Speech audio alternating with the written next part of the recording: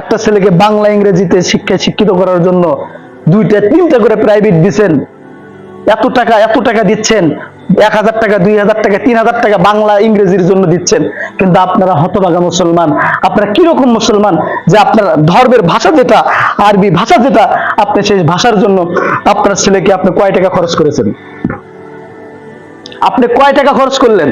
অথচ মাংনা একটা মসজিদের পক্ষ থেকে, একটা মক্তব থেকে আপনাকে এত সুন্দর সুযোগ দেওয়ার পরও আপনাদের ছেলে মেয়েগুলো মক্তবে আসে না কেন?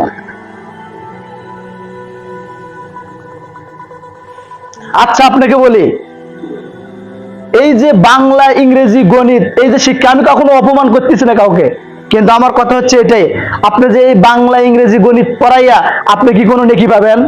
আমাকে বুঝে দেন তো দেখি, কোনো নেকি পাবেন আপনি? মসজিদের লোকগুলো একসঙ্গে বলবেন, আপনি কোনো নেকি পাবেন? আর আপনার ছেলে যদি কোরআন মাজিদ যদি পড়া শেখে, তাহলে কি আপনি নেকি পাবেন না?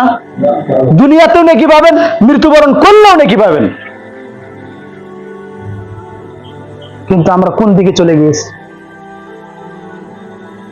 বক্তব্যের হুজুর ভালো ভালো শিক্ষা দিবে, পিতা মাতাকে কিভাবে সালাম দেওয়া লাগে, পিতা মাতার সাথে কিভাবে আনুগত্য করা লাগে, মানুষের সাথে কিভাবে সদাচরণ করা লাগে, মানুষকে কখনো গালি দেওয়া যাবে না, এগুলো বক্তব্যে শিক্ষা দেওয়া হয়। এই ছোট ছোট বাচ্চাগুলো এই ছোট কাল থেকে যদি ভালো যদি না হয়, বড় হলে কখনো ভালো হবে? বড় হলে তো ওগুলোই হিরঞ্চি হবে, যেগুলো কোনোদিন মাদ্রাসার পাশে কোনোদিন যায় না। আপনাকে আমি বলতেছি, এখন বর্তমান শিক্ষা ব্যবস্থা এমন হয়ে গেছে যে আপনার মনে করেন